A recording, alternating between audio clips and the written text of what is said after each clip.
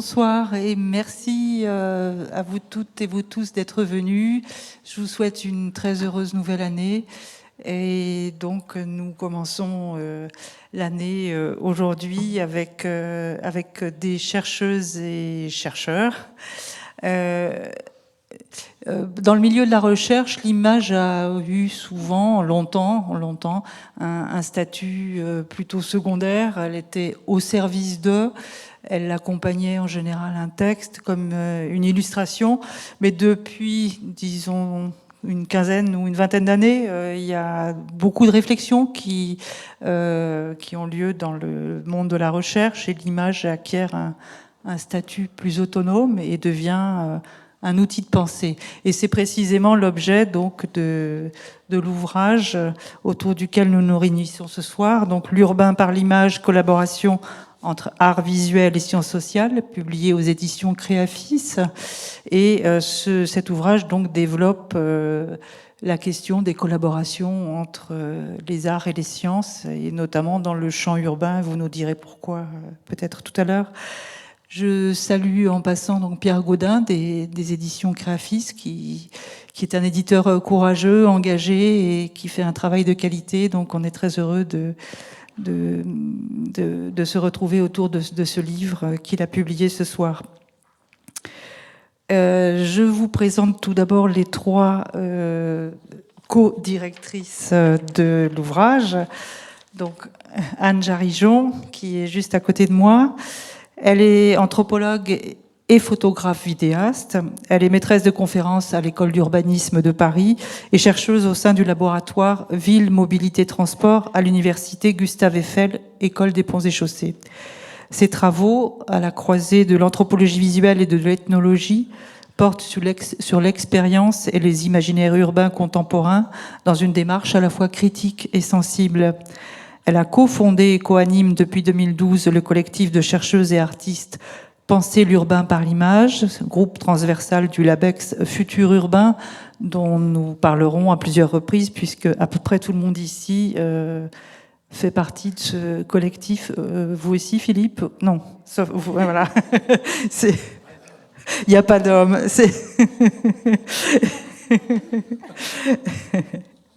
Donc vous nous parlerez peut-être un peu plus de ce collectif. C'est un collectif donc, qui, par des approches expérimentales, collaboratives, explore les potentialités de l'image dans la recherche urbaine.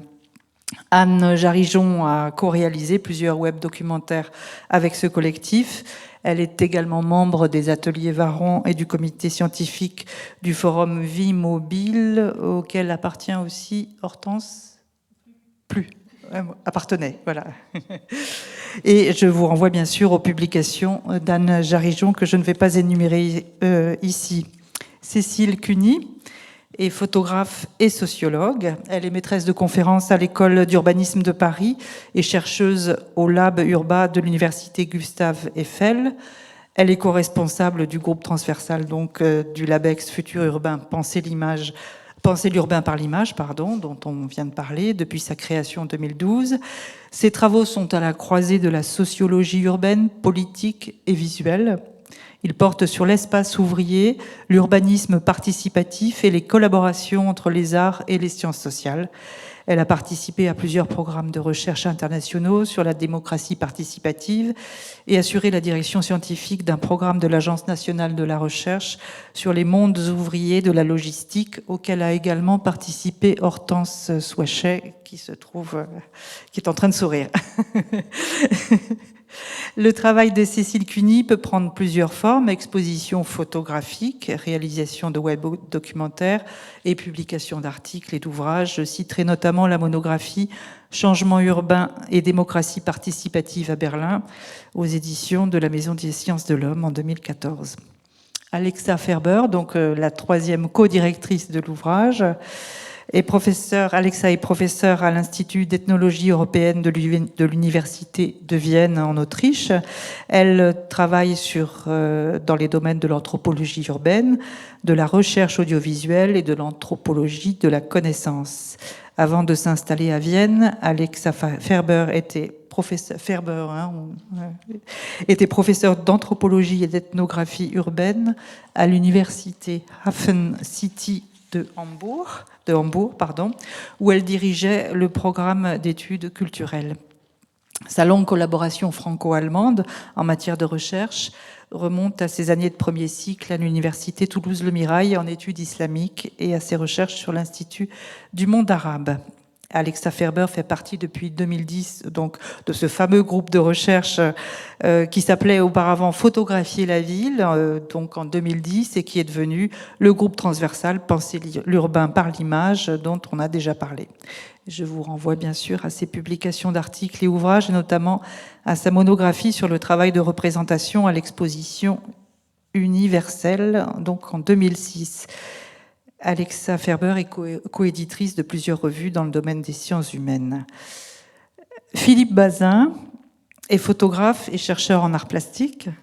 Il a étudié la photographie à l'École nationale supérieure d'Arles. Entamé depuis le début des années 80, son travail artistique se développe depuis le début des années 2000 autour des relations entre esthétique et politique. Il a enseigné la photographie à l'École nationale supérieure d'art de Dijon, où il a initié et dirigé le programme de recherche Travail, Migration et Ruralité. Il co-organise le séminaire Images et recherche critique de la documentation au documentaire à l'École des hautes études en sciences sociales. Je vous renvoie à ces nombreuses publications qui ont démarré en 1990, c'est bien ça, à peu près, et notamment à son ouvrage La radicalisation du monde en 2009, ainsi que son ouvrage sur la photographie pour une photographie documentaire critique paru en 2017. Chez quel éditeur ? Créafis aussi. Ah mais vraiment, Créafis est un éditeur de référence. Les photographies de Philippe Bazin sont présentes dans de nombreuses collections publiques et privées en France et à l'étranger. Je vous renvoie pour plus d'informations à son site internet. Et je me permets, puisqu'on est à la Cité de l'Architecture et du Patrimoine, d'évoquer l'alerte que vous m'aviez faite concernant la cité Pierre Ménard au Blanc-Ménil, donc Pierre Semard, pardon. Pierre Semard, oui, excusez-moi, au Blanc-Ménil, donc une cité qui avait été construite par l'architecte Ivona Bukowska, des maisons en bois, je ne sais pas si vous connaissez, et cette cité était menacée, vous m'aviez alerté avec des photographies, et j'apprends qu'elle est protégée. Donc, attendons la suite, mais voilà. Donc, petite parenthèse, puisque nous sommes à la Cité de l'Architecture, et merci pour ces photos. Et nous terminons par Hortense Souachet, que nous connaissons bien à la Cité de l'Architecture, puisque nous l'avions accueillie en 2014 pour une exposition dans le cadre du mois de la photo à Paris, une exposition sur l'habitat qui s'appelait Espace partagé. Et nous l'avons reçue aussi à l'occasion d'autres débats. Hortense Souachet est photographe et docteur en esthétique. Elle partage son temps entre une activité artistique et de commande, un travail de recherche sur les usages de l'image et l'enseignement. Elle mène depuis 2009 un travail sur la représentation des territoires et des modes de vie et s'est notamment intéressée à la question de l'habitat. En empruntant aux sciences humaines et sociales leur méthodologie, elle met en place des projets inscrits dans des territoires précis, au sein desquels elle travaille à la co-construction d'une image. Ces travaux sont souvent réalisés en collaboration avec d'autres artistes, des chercheurs ou encore des amateurs. Ils sont fondés sur la rencontre, alliant l'image fixe et l'image en mouvement, au son et au texte, et ces travaux donnent lieu à des expositions, publications papier, notamment aux éditions Créafis, et publications web. Elle est enseignante-chercheuse contractuelle au département des arts plastiques à l'Université de Paris 8. Les photographies d'Hortense Souachet sont notamment présentes dans les collections de la BNF, du CNAP, du musée Carnavalet. Et je renvoie bien sûr à son site internet pour plus de précisions. Je passe tout de suite la parole à Anne qui nous présentera la soirée. Donc, Anne va nous présenter la soirée, les photographes vont s'exprimer. Ensuite, il y aura un débat général entre tout le monde et vous pourrez prendre la parole à cette occasion. Bonjour, merci d'abord à la Cité de l'Architecture et à toi en particulier, Aude, pour cette invitation à se réunir autour de l'ouvrage L'urbain par l'image, qui avait eu le malheur de paraître en mars 2020 et qui nous a pas donné beaucoup d'occasions d'organiser des événements, des rencontres avec les différentes contributrices et contributeurs de l'ouvrage. Alors merci évidemment à nos invités, donc Hortense Fouachet et Philippe Bazin, qui n'est pas membre de notre collectif mais qui est un allié, je dirais, depuis plusieurs années. Merci aussi à Créafis, puisqu'on a cité à plusieurs reprises cette maison d'édition, et je vais y revenir puisque je vais introduire l'ouvrage. Merci à Pierre Gaudin et Aude Garnier qui sont venus présenter aussi une table à l'extérieur et puis à qui je vais faire référence tout à l'heure. Bien évidemment, merci à vous toutes et tous dans la salle. Nous sommes très heureuses et heureux de voir que vous êtes là, malgré les conditions sanitaires, malgré le frimas, et ça fait chaud au cœur de se réunir à plusieurs dans un si beau lieu. Alors, la soirée va se dérouler de la manière suivante. Je vais tenir quelques propos liminaires sur l'ouvrage lui-même. Quelques mots de contexte sur le collectif, sur surtout le positionnement conceptuel du livre, ce qui fait son originalité, je l'espère. Et puis peut-être inviter à un voyage qui va démarrer dans sa maquette. Et puis je laisserai la parole ensuite à nos invités qui vont dialoguer avec à la fois Alexa Ferber et Cécile Cuny et qui vont nous faire entrer plus précisément dans leur travail, dans les contributions qu'ils ont faites dans ce livre, avec des ouvertures vers d'autres travaux éventuellement. Quelques mots de contexte pour situer cet ouvrage et situer la question de la rencontre entre les sciences sociales, la photographie et le cinéma. Rencontre qui remonte à bien plus qu'une quinzaine d'années en fait, on va y revenir. Rencontre qui démarre dès l'origine à la fois des sciences sociales, de l'invention du cinéma et de l'invention de la photographie. Donc ce livre arrive à un moment de l'histoire de ces rencontres dans lequel il nous a paru nécessaire d'interroger de manière critique ce qui se jouait dans les collaborations. Alors ce travail, c'est un travail collectif qui a été opéré au sein du groupe Penser l'urbain par l'image, qui est un groupe qui réunit des universitaires au départ, des architectes, des géographes, des anthropologues, des sociologues et des artistes, photographes, cinéastes. Et la particularité de notre travail depuis 2012, c'est de conduire à la fois des réflexions théoriques sous forme de séminaires, de rencontres, de journées d'études, mais également de monter des ateliers expérimentaux de prise de vue, puisque la plupart d'entre nous dans ce collectif sommes également photographes, cinéastes, vidéastes. Et donc nous nous jouons un petit peu de ces frontières établies et préalables entre l'art et la science. Et ce qui nous réunit aussi, c'est un champ de pratique lié aux questions urbaines. Et ce domaine des questions urbaines, des études urbaines, dans lequel on est assez militant pour une reconnaissance de la photographie et du film, c'est un domaine dans lequel, pour les questions de visualisation, les choses sont généralement beaucoup plus abordées par la cartographie et la modélisation que par la photographie et le cinéma. Ce travail collectif a pris corps dans différents types d'événements et le livre L'urbain par l'image constitue un de nos programmes de recherche sur les collaborations. Il fait suite à un ensemble de journées d'études. C'est comme ça que nous avions rencontré, Philippe, on t'avait invité en fait, avec d'autres contributeurs. Et puis au fur et à mesure, nous avons conduit aussi un atelier expérimental au sein du collectif à Hambourg en 2014 qui a donné lieu à une pluralité de formes d'enquête et de restitution, à la fois sur les scènes scientifiques, sous la forme de communication, d'articles dans des revues scientifiques, mais également sous forme d'installations artistiques, de performances scéniques et la création d'un web documentaire qui s'appelle Researching a City et qui sera évoqué rapidement tout à l'heure. Alors, l'originalité du livre, ce qui en constitue le fil rouge, c'est vraiment d'ouvrir la boîte noire des collaborations entre art visuel et sciences humaines et sociales. On interroge peut-être plutôt cette boîte noire depuis les sciences humaines et sociales, dans la plupart des contributions du livre.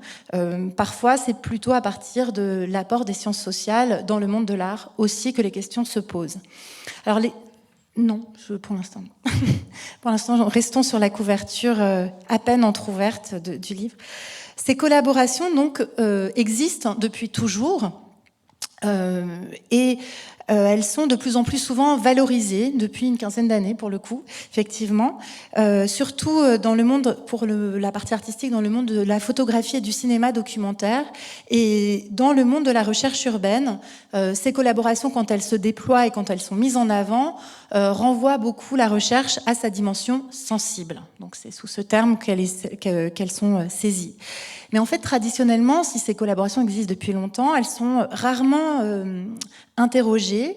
Et quand elles le sont souvent sous l'angle de la rencontre, même dans le meilleur des cas de l'articulation de compétences qui sont conçues comme des compétences séparées entre les compétences visuelles et les compétences scientifiques.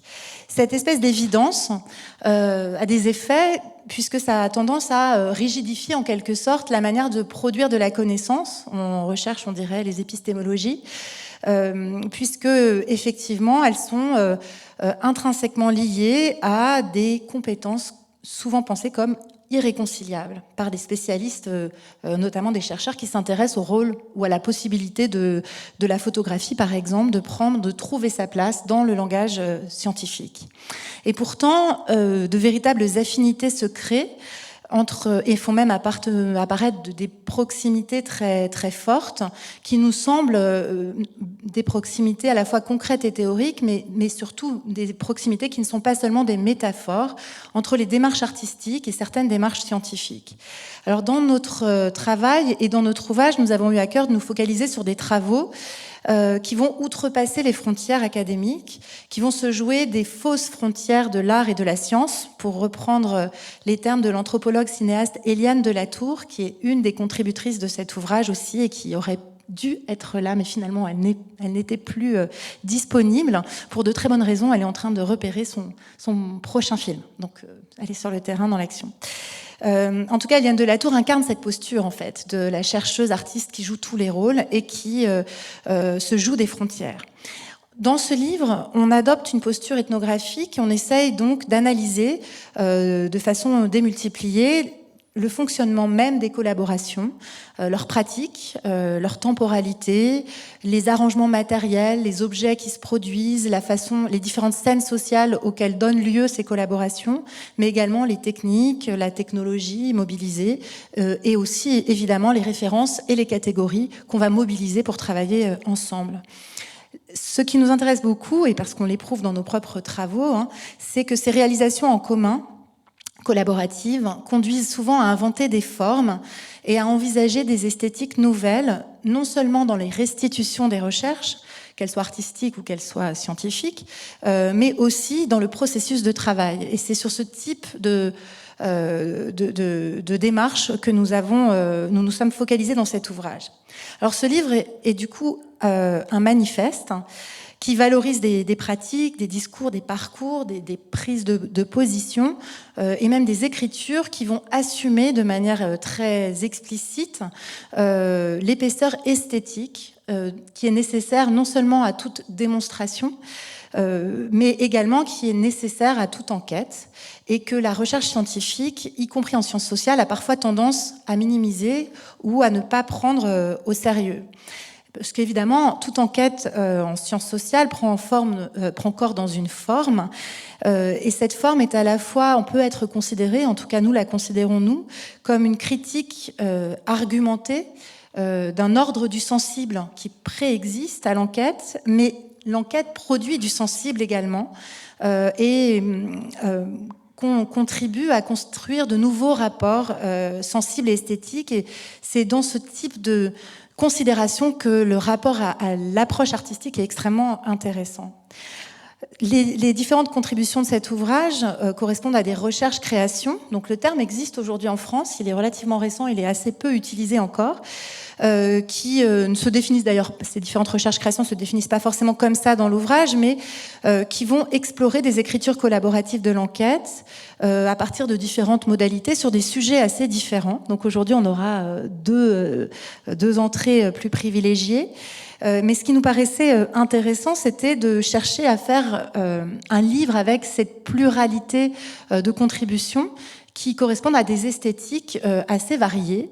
Et c'était même le défi éditorial de faire livre commun en respectant cette mise en abîme constante des conditions esthétiques par lesquelles se produit une recherche-création, par lesquelles elle se montre, par lesquelles elle se transmet. Alors je propose de démarrer du coup ce voyage dans la matérialité du livre à partir d'un petit temps sur la maquette, qui était une maquette délibérément expérimentale et qui a été réalisée en collaboration avec Créafis, une maison d'édition particulièrement attentive à rendre compte des différents projets, des spécificités de chacun des projets et de leur dimension visuelle. Alors, le choix de cet éditeur, Créafis, de cette maison d'édition, qu'on a dû défendre en fait aussi parmi d'autres possibles auprès des instances de financement qui étaient les nôtres au moment où on cherchait à faire ce livre, c'est appuyé sur différentes choses, notre connaissance de ces ouvrages bien sûr, le positionnement de cette maison d'édition qui joue beaucoup de cette frontière entre les sciences sociales et le monde artistique, mais surtout en fait c'est l'intérêt du positionnement intellectuel de l'éditeur et en particulier donc Pierre Gaudin, le directeur de la maison d'édition. Quant à notre ligne directrice, la très bonne compréhension qu'il y a eu des enjeux que nous soulevions dans ce livre, quand, avec d'autres maisons d'édition que je ne vais pas du tout citer, plutôt académiques, la conversation démarrait et s'arrêtait presque aussi à l'évocation de la seule possibilité de publier des images en couleur dans l'ouvrage. Là, on attendait plus que ça et on avait besoin on espérait en fait que la collaboration à laquelle on tenait beaucoup allait se poursuivre dans la fabrique de l'objet éditorial. Alors, très vite, c'est au milieu des livres, chez Créafis, que les discussions se sont lancées et l'éditeur a proposé tout de suite que l'ouvrage se situe et signifie la dimension manifeste de son contenu. L'orientation, du coup, allait d'emblée vers un certain type de maquette, mais aussi vers un certain type de format dès le départ.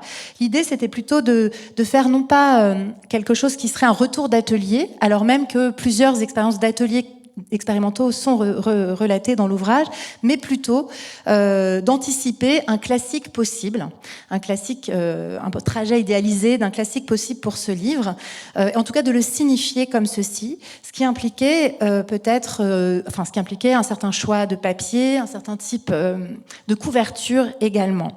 Cette décision dès le départ, va se poursuivre dans la proposition, par exemple, des polices de caractère qui sont à la fois élégantes, qui sont originales, mais qui le sont de façon discrète. Ce qui nous a étonnés dans le processus de travail, c'est que les auteurs nous ont pour la plupart confié leurs images bien après les textes, alors que la plupart des contributeurs et des contributrices sont très sensibles à ces questions esthétiques, puisque c'est comme ça qu'on les avait choisis, et nous ont confié ces images sans instruction, à part toi, Philippe, et à part nous, les différentes contributions qui sont les nôtres, parce que nous, on avait une assez bonne idée de ce qu'on voulait présenter comme série autonome dans l'ouvrage. Alors, c'est révélateur soit de la confiance des autrices et des auteurs, dans le meilleur des cas, qu'ils nous accordaient, mais sans doute beaucoup plus de l'habitude qu'ils ont ou qu'elles ont d'être assez peu associés au travail des images dans l'édition scientifique classique, qui est effectivement est peu encline à leur reconnaître un apport spécifique. Alors, on était parti de l'idée d'un classique avec Pierre Gaudin et Aude Garnier, mais l'idée était aussi de faire un classique avec donc a priori une couverture rigide en dur, mais avec l'idée qu'elle ne contienne pas de tranches. Alors moi, je vais avoir du mal à manipuler à la fois le livre, le micro et... Non, pas encore. La télécommande. Pas de tranches en dur sur l'ouvrage afin de pouvoir l'ouvrir et anticiper la manipulation possible de ce livre qui permettrait, on l'imaginait, d'entrer complètement dans les mondes visuels proposé. Ça nous plaisait beaucoup comme idée. Ce qui a posé plus de difficultés, ce qui nous plaisait aussi beaucoup, c'est qu'une absence de tranche permettait de voir le côté artisanal de l'objet, et ça signifiait assez bien le fait d'entrer dans les coulisses des collaborations, puisque c'était le projet du livre. Finalement, on a eu une petite difficulté très classique avec notre éditeur, et c'était de choisir l'image de la couverture. Il y avait pas mal d'allers-retours. Cette image de couverture que vous voyez derrière moi, qui est celle sur laquelle nous nous sommes arrêtés, c'était finalement notre proposition, mais elle convainquait pas complètement l'éditeur. Et ce qui a rendu possible qu'elle soit la couverture du livre, c'est sa réinterprétation radicale de cette image réflexive, mystérieuse, qui comprend plusieurs superpositions d'écran. C'est une sorte de ce palimpseste numérique qui est travaillé par le projet dont elle est issue. Donc dans l'ouvrage, c'est le projet In Situ Online. Et cette image, qui au départ devait être sur un carton, a finalement, là tu peux y aller, été imprimée, ça a été la surprise qu'on a découvert, nous, une fois le livre en main, sur un papier calque transparent, légèrement bleuté, en jouant de toutes ces possibilités d'ouverture, de flou, de lecture. Peut-être on peut montrer une autre... donc là, on voit le livre sur la tranche. Et ce calque, cette couverture en calque, qui la rend fragile, en fait, était une façon assez radicale de réinterpréter notre proposition. Ce qui est intéressant, enfin, je raconte une anecdote. Le jour où on découvre le livre, Pierre Gaudin nous dit, bon, voilà, cette couverture, elle est amovible, à la limite, si vous changez d'avis, on pourrait toujours la refaire. Et ruse de la matérialité qui nous intéresse toujours, c'est que la couverture s'est contre-collée sur la plupart des exemplaires, sur les fils qui constituent les fils de couture du livre, et donc elle est bien devenue la couverture définitive. On a découvert à cette occasion une surprise aussi, c'est que les fils de couture sont colorés, je ne sais pas si vous le voyez, en bleu, rouge et vert, qui sont les couleurs de la section du livre, dont je vous laisse découvrir la table des matières. L'idée, en fait, c'était de signifier dès la tranche la structure de ce livre, dans lequel on a 3 temps différents, à part une introduction qui elle-même est bleutée, en référence à la couverture, une conclusion également, plutôt une ouverture, disons. On a trois sections, 3 parties qui correspondent à des figures de la collaboration ou à des focales que nous avons placées sur ces collaborations. La première, c'est agencer la complémentarité et donc interroger cette figure évidente de la complémentarité. Le deuxième, c'est éprouver les protocoles, parce que c'est souvent autour des questions de protocole que se nouent les rencontres et se tissent les liens. Et enfin, rendre public, puisque pratiquer la recherche avec l'image implique toujours des modalités de rencontres très variables avec des publics beaucoup plus ouverts que le public de la recherche classique. Je ne sais pas si j'ai pris trop de temps, si on peut quand même entrer dans l'évocation rapide de 2 projets qui ne vont pas être développés aujourd'hui, pour indiquer simplement 2 figures. La première, c'est No Lands Man, un projet de recherche-création sur l'habitat mobile, conduit par Maud Reiss, Sophie Grelier et Ferjeux van der Stiegel. Et dans ce projet, tout le monde réalise des photographies. La chercheuse Maud Reiss, l'architecte Sophie Grelier et Ferjeux van der Stiegel, qui est le photographe professionnel connu du trio. Et dans leur collaboration, finalement, vont se jouer sans arrêt la redéfinition des rôles, mais chacun va quand même rester dans son rôle. Et c'est justement ce qui va être intéressant dans le travail, voilà, de mise en page de cette contribution-là, c'est que le traitement des images va être au plus juste par rapport au statut aussi que se sont donnés et redonnés les photographes. On a 2 photographies là, une double page de Ferjeux van der Stiegel, et puis l'image suivante, en double page, montre d'autres modalités documentaires auxquelles font référence les chercheuses, qui n'osent pas se définir comme des photographes, et une autre façon d'en rendre compte dans l'ouvrage. Cette complémentarité de rôle, qui est une des figures dans laquelle chacun ou chacune reste dans sa situation de départ tout en acceptant d'être bousculé, ne sera pas du tout la situation suivante que j'évoque extrêmement rapidement pour dire un mot quand même sur le travail d'Eliane Delatour en son absence, malheureusement. C'est le travail qu'elle a réalisé sa contribution porte sur son film Go de nuit, Les Go de nuit, donc son dernier film. Et Eliane de la Tour, qui est sans doute connue de certaines et certains parmi vous, est à la fois directrice de recherche et cinéaste. Et c'est quelqu'un qui incarne véritablement le renouvellement de l'anthropologie visuelle dans les années 80-90 et s'inscrit dans un héritage important. Dans Go de nuit, elle conduit une enquête à Abidjan, qu'elle connaît très bien, sur laquelle elle a fait plusieurs films, y compris des films de fiction. Une enquête sur ces jeunes prostituées d'Abidjan en bas de l'échelle, que personne ne veut voir, et pour lesquelles il y a un enjeu à produire des images. Dans le film, qu'elle va produire après une série de photographies qui vont être exposées à différents endroits, y compris à la Maison des Métallos. Dans le film, elle donnera accès à l'ensemble du processus de travail, et l'article de notre livre porte sur le film et se termine par un dialogue avec sa monteuse, et donc la dimension de collaboration qui se joue à cet endroit-là. Ce qui nous a paru intéressant, c'est de voir comment Eliane de la Tour nous avait confié pratiquement toutes ces images photographiques qu'elle a réalisées avant le film et qui ont rendu le film possible. Et nous avons donc choisi, nous, de reconstituer des séries et de ne montrer aucune image du film. Il y a toujours des questions assez complexes posées par le fait de montrer des images fixes pour parler d'œuvres visuelles en mouvement, donc de montrer des photographies pour parler du film. Nous avons décidé de n'en montrer aucune, de faire aucune capture d'écran, de ne montrer aucun photogramme. Il s'agit de film de cinéma dans ce cas-là. Et finalement, le film, dont il ne voit aucune image, est le hors-champ de toutes ces photos qui ne sont jamais commentées par le texte, mais qui en constituent, les faire avancer, qui en constitue en quelque sorte l'autre lecture possible. Deux séries sont présentes dans l'ouvrage. Une première que nous venons de voir en amont du texte, avec des portraits relativement décontextualisés, et puis une dernière série après le texte, pour lequel justement la proposition des éditeurs, c'était de faire cette plongée dans la nuit urbaine, dans la situation aussi professionnelle de ces jeunes femmes.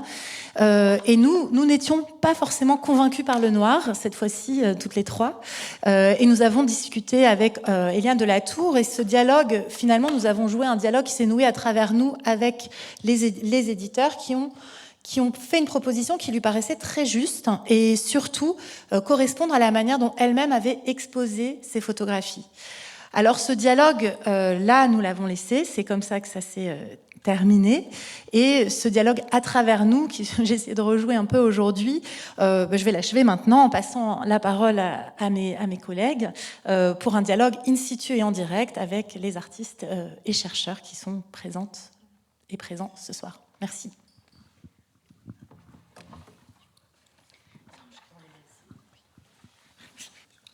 Bonsoir à tout le monde. Merci à la Cité de l'Architecture pour son invitation, qui n'était pas seulement pour moi, mais aussi pour ma partenaire de travail, Christiane Voller, qui est philosophe. Elle s'excuse vivement de ne pas pouvoir être là aujourd'hui. Elle était retenue par la séance inaugurale d'un programme de recherche dont elle est membre, les non-lieux de l'exil. Voilà. Alors, bien, puisqu'elle n'est pas là, j'essayerai de lui donner la parole en lisant un extrait de son texte, puisque dans ce livre dont il a été question, nous avons proposé texte et photographie concernant le travail que nous avons fait au Chili, et notamment à Santiago du Chili en 2012, où nous nous étions rendus à l'invitation d'un couple de chercheurs en sociologie qui étaient aussi des opposants politiques radicaux à l'ère Pinochet et post-Pinochet, voilà, qui avaient été arrêtés, torturés dans les années 70 et parce qu'ils étaient très très jeunes, expulsés en Europe. Des gens qui sont rentrés au Chili en 1990. Voilà, et Ce qui nous a tout de suite intéressé au Chili, comme dans d'autres projets qu'on a pu mener, c'est cette question de la gentrification des grandes villes mondiales, des questions qu'on a rencontrées aussi à Istanbul ou au Caire et ailleurs encore. Et là, à Santiago du Chili, ça se passait d'une manière très brutale. Nous avons pu alors travailler avec un mouvement qui s'appelle le MPL, Mouvement des Pobladores en Lucha, donc les mouvements des habitants en lutte, qui cherchent à résister à cette gentrification. Et pour entrer tout de suite dans le vif du sujet, je vais vous lire un extrait du texte de Christiane Voller. Et je vais quand même vous mettre une image. Voilà. Interroger le mouvement des Pobladores au Chili, une situation inextricable. Un entretien avec Henri, actuellement responsable du mouvement des Pobladores, se déroule dans le grand immeuble promis à la spéculation et réquisitionné par le mouvement. Il en éclaire les données. Je le cite, le MPL est une alternative d'autogestion. Il organise des jardins d'enfants, des études de prêts universitaires populaires, des réappropriations de maisons abandonnées, un travail auprès des familles qui ont vécu des tremblements de terre. Les choses ne peuvent commencer à fonctionner qu'avec un toit. Fin de citation. Nous circulerons donc de pièce en pièce dans ces maisons réappropriées et verront à l'œuvre ce travail d'organisation, d'éducation, de transmission. Des étudiants participent avec les moyens du bord. Chaque espace commun est dédié à une fonction collective qui permet de faire vivre, c'est-à-dire d'aller au-delà des nécessités de la survie pour tenter d'assurer un progrès dans la réflexion commune. Car si les choses ne peuvent commencer à fonctionner qu'avec un toit, il faut aussi que ce toit commun fasse sens et que les choses qui fonctionnent ne soient pas seulement de l'ordre de la fonctionnalité organique. Je le cite à nouveau. Notre mouvement est plein de contradictions. Il vise l'autonomie, mais il ne tourne pas le dos à l'État. Il réfléchit à ce qu'il faut accepter de l'État pour détruire ce qu'est l'État. Par exemple, pour obtenir le financement et la régularisation des terrains occupés, on est arrivé à l'extrême où des gens se sont suspendus avec des cordes au palais du gouvernement, dans les fontaines, dans des gestes très risqués. La mise en jeu du corps pour obtenir le droit à l'espace de vie fait partie de ce jeu contradictoire avec le pouvoir que le mouvement veut assumer. Mais notre interlocuteur n'est pas dupe d'une double difficulté de classe, celle de faire militer ensemble des sujets issus de milieux sociaux radicalement différents, sans que se recréent des rapports de pouvoir liés à cette différence même, et celle du conflit de compétences et de reconnaissance entre des professionnels militants et des professionnels liés au pouvoir. Et nous citons à nouveau Henri. Autre contradiction, il y a des tensions entre le mouvement des professionnels d'origine modeste et les dirigeants des territoires. Nous avons des architectes, des constructeurs, des sociologues, des historiens dans le mouvement des Pobladores. Mais l'identification commune se fait en tant que Pobladores. Ce ne sont pas seulement des personnes de la ville, mais un sujet qui peuple le territoire et exerce une socialité sur lui-même. Comme son nom l'indique, le mouvement des Pobladores se reconnaît comme mouvement populaire. Et cette reconnaissance commune veut fonder une entité peuple pour la revendication d'un espace public partagé. Mais cette volonté de partage doit affronter l'autre sens du mot, celui de la partition. Celle-ci ne divise pas seulement les quartiers que doivent séparer les lignes de classes infranchissables, mais aussi les professionnels de l'architecture et de l'urbanisme, au sein desquels l'appellation même de populaire est source de discrédit. David, autre militant du mouvement, évoque cette superposition du lieu de naissance et du niveau d'éducation qui fait du mouvement des Pobladores un point de cristallisation critique de la partition de classe au Chili. Et on le cite. Le processus à Santiago est très intéressant. La rénovation urbaine massive expulse les gens. Les limites traditionnelles de Santiago sont celles qui séparent la ville civilisée de la ville barbare. Dans la dernière année, 8 ou 10 étudiants ont été les premiers à recevoir une éducation universitaire. Ils viennent des cités barbares et l'on continue à les considérer comme tels. La privatisation des universités produit de la dette. Si vous continuez à étudier, c'est parce que vous avez de l'argent. La partition géopolitique de la ville est ainsi brouillée par la jonction dans le mouvement des compétences universitaires et des exigences militantes, mais elle montre par là même une évidence du caractère barbare de la rénovation civilisée qui expulse et du caractère civilisé, c'est-à-dire civilisateur et éducateur, d'un mouvement dont bien des cadres sont issus du monde barbare. Voilà cette courte citation dans ce livre qui, courte citation qui a été écrite par Christiane Voller, comme je vous l'ai dit, qui est philosophe et avec qui je travaille. Notre processus de travail, elle, c'est de mener des entretiens avec les gens. Vous en avez entendu quelques extraits. Et moi, de faire un travail photographique qui fasse écho sans chercher à illustrer les propos du texte. Voilà, donc c'est un projet que j'ai monté qui apparaît dans le livre en double page. Alors celle-ci n'y figure pas, mais c'est une vue panoramique de la ville de Santiago avec la cordillère des Andes au fond. Voilà.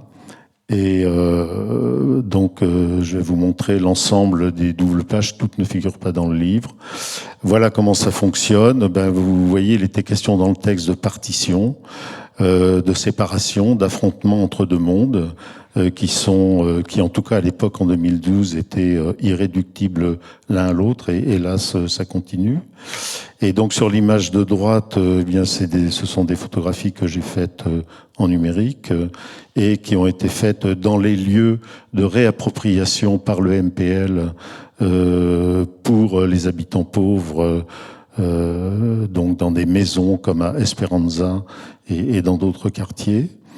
Et puis sur la photo de gauche, ce sont des photographies de ces constructions d'immeubles de 20, 25, 30 étages qui sont destinés aux classes moyennes avec des appartements très petits et qui sont vendus maintenant à des prix assez exorbitants. Voilà. Et donc dans les images, comme on peut le voir, il y a deux mondes d'images qui s'affrontent. Celui à gauche du monde publicitaire qui vante les immeubles avec les appartements à vendre, et puis celui à droite donc de ces gens qui se contentent pas de survivre dans ces habitats réappropriés, mais qui produisent de l'intelligence, du savoir et des images aussi, comme vous le voyez ici avec cette impression d'un dessin critique du monde de la télévision. Voilà, donc d'un côté des compagnies immobilières internationales qui proposent un monde de rêve utopique où on peut se baigner au sommet des immeubles, où on va habiter dans un luxe verdoyant. Évidemment, c'est un mirage totalement mensonger. Et puis à droite, ici vous avez le logo du MPL qui est sérigraphié sur un tissu en coton dans l'atelier de sérigraphie d'une maison réappropriée à Esperanza. Voilà. Et on a vu tout à l'heure à droite une photographie de Salvador Allende. Évidemment, là on voit une autre image plus historique d'un révolutionnaire sud-américain, Zapata. Et toutes les doubles pages donc sont organisées et fonctionnent de cette manière. Le montage est fait de telle manière que à gauche, toutes les photographies ont été faites dans un même quartier en pleine construction à l'époque, uniquement avec des tours. Et alors qu'à droite, c'est un montage différent qui est fait de différents lieux auxquels j'ai pu accéder et que j'ai pu photographier. Là, par exemple, c'est dans le quartier de Victoria, un lieu qui a installé une radio locale associative qui est faite par les gens eux-mêmes avec un matériel très pauvre. Vous voyez, on fait l'isolation phonique avec des boîtes d'œufs. Voilà, bien sûr, le Che Guevara est présent dans l'imaginaire des luttes de ces gens-là.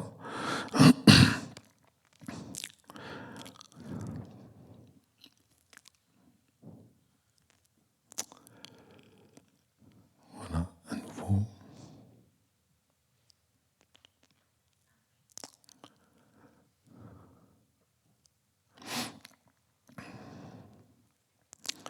Mais on verra aussi ici, c'est l'entrée de la radio, à droite. Voilà, il y a un personnage qui est très présent en Amérique du Sud, c'est l'abbé Pierre, évidemment.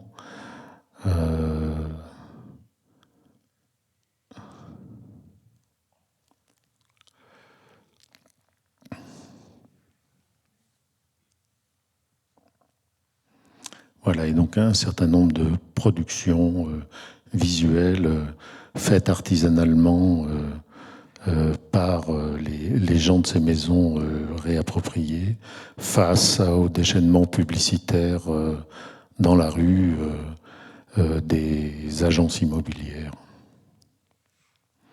Voilà, bien sûr, Yasser Arafat était très présent aussi.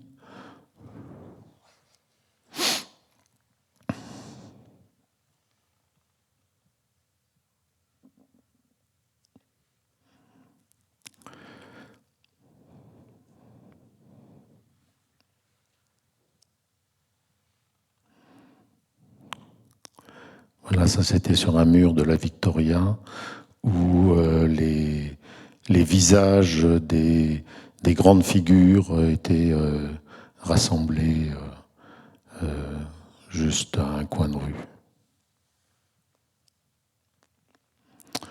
Voilà, et pour finir avec cette rapide présentation photographique, avec cette affiche déchirée qui montre évidemment la fragilité dans laquelle se trouvent ces maisons réappropriées qui sont sans cesse en train de négocier avec les pouvoirs publics, avec l'État, pour éviter la démolition et continuer à vivre. Évidemment, sur un plan purement architectural, c'est aussi une certaine identité des bords du centre-ville de Santiago qui étaient en train de disparaître et qui ont sans doute disparu maintenant. Voilà, alors peut-être on peut entamer la discussion. Je te laisse, je sais que tu as préparé des questions, Cécile. Oui, donc, alors je vais bien sûr aussi un petit peu improviser quand même. Merci pour cette présentation. Alors, ce qui est amusant, c'est que du coup, en fait, on renoue un petit peu un dialogue qu'on a initié au moment du livre, puisque quand on fait comme ça un travail collectif, souvent, et qu'il y a plusieurs responsables de publication, on va dire, ou directrices... directrice scientifique d'un ouvrage collectif, souvent on se répartit en fait les contributions. Chacune n'a pas lu forcément ou suivi de manière précise toutes les contributions, et donc moi j'étais notamment responsable de vous. Et moi, ce qui m'avait frappé, c'est que en fait, on sentait que ça faisait un certain temps que vous travailliez ensemble, parce que en fait, tout était déjà assez bien calé. En fait, on sentait qu'il y avait une habitude de travail, et puis effectivement, les directives étaient tout de suite très claires. Moi, je veux mes photos comme ça, montées comme ça. Christiane va te donner un texte. Enfin bon, voilà. Donc finalement, c'était assez facile entre guillemets, dans le sens où finalement, vous aviez déjà calé beaucoup de choses avant. Et du coup, c'est là-dessus ou par ça que je voulais commencer, c'était peut-être resituer un petit peu ce travail au Chili. Oui. Dans le contexte de vos collaborations qui ont peut-être justement précédé. Quand est-ce que ça commence? Pas forcément le travail du Chili, mais votre travail ensemble. Peut-être à travers quel travail, et puis du coup comment ça se cale, et éventuellement comment ça évolue par la suite. Est-ce que tu as l'impression justement d'une sorte de trajectoire comme ça, et finalement ce travail sur le Chili, c'est un moment dans cette trajectoire ou ce parcours, parce que c'est vrai que c'est un peu déterministe l'idée de la trajectoire, mais bon, voilà. Est-ce que tu peux un petit peu resituer en fait ce moment du travail en commun au Chili dans votre collaboration au long cours en fait? Oui, absolument. Alors effectivement, notre collaboration avait commencé bien avant. C'était en 1999. Quand on m'avait demandé de photographier des femmes militantes des Balkans juste après la fin de la guerre des Balkans et des bombardements de l'OTAN sur Belgrade. Et donc, une ONG transeuropéenne réunissait une cinquantaine de femmes à l'abbaye de Royaumont pendant un week-end prolongé. Et on m'avait invité à faire un portrait de toutes ces femmes, ce que j'ai fait avec la manière qui est la mienne. Et on avait aussi invité Christiane Voller à faire des entretiens avec ces femmes. Alors on a collaboré ensemble sans savoir qu'on entamait ce qui nous amène jusqu'à 2022. Voilà, c'est-à-dire depuis 23 ans, c'était une collaboration inconsciente. Voilà, et qu'on a évidemment reconscientisé beaucoup plus tard. Au cours des années 2000, on a initié un projet de travail vraiment conscient ensemble en 2008 en Pologne, dans les centres d'hébergement des demandeurs d'asile de la Pologne qui venaient d'entrer dans l'espace de Schengen. Et là, il y avait une ouverture pour nous, parce qu'ils voulaient se montrer les bons élèves de l'Europe. Donc on a pu accéder à des choses auxquelles on n'accéderait plus du tout maintenant, évidemment. Voilà, on a aussi travaillé en 2010 aux États-Unis. Au départ, c'était un projet de recherche que j'avais initié, mais finalement, il y a eu là aussi une collaboration d'une manière un peu incidente qui s'est faite. Et en gros, jusqu'à nos jours, et le dernier projet qu'on mène ensemble dans le quartier des Tilleuls au Blanc-Ménil, après avoir passé un mois sur le terrain à Briançon, sur la question des migrations et de l'hébergement des migrants qui arrivent à Briançon. Ça fait presque une quinzaine de projets qu'on a réalisés ensemble. Celui du Chili, il nous est arrivé parce qu'en 2011, on participait à un colloque de philosophes et de sciences humaines à Porto, au Portugal. Et c'est là qu'on a rencontré Maria Emilia Tijoux, qui nous a tout de suite invités à venir l'été d'après au Chili, ce qu'on a fait. Ça a été très, très compliqué d'arriver chez elle et son mari. Et on ne le mesurait absolument pas. Il faut mesurer ce que ça peut être que la vie de gens qui, à 18 ans, 19 ans, ont été enfermés, torturés pendant des mois. Et puis qui ont dû s'exiler, qui ont été expulsés de leur pays et qui sont exilés en Allemagne et puis ensuite en France pendant 17 ans. Hein. Donc revenir au pays après avoir eu cette expérience-là, c'est des gens qui étaient au MIR, donc un mouvement d'extrême gauche. Pour eux, c'est très compliqué, et la libéralisation et la corruption généralisée de tous les gens qui avaient été, entre guillemets, leurs frères d'armes et qui avaient réintégré les circuits du pouvoir, c'était très compliqué pour eux. Voilà. Pour moi, c'était aussi un moment particulier dans ma trajectoire photographique. C'est un moment au début des années 2010 où je m'étais dit que peut-être que la galerie d'art contemporain n'était plus tout à fait le bon espace adéquat à montrer mon travail, qu'il fallait que j'aille voir ailleurs. Et je m'étais dit d'une manière un peu déterminée que accentuer cette collaboration avec Christiane, c'était peut-être une bonne chose. Et puis essayer d'entamer des collaborations justement dans le domaine qui vous intéresse, c'est-à-dire avec le milieu des sciences humaines en général.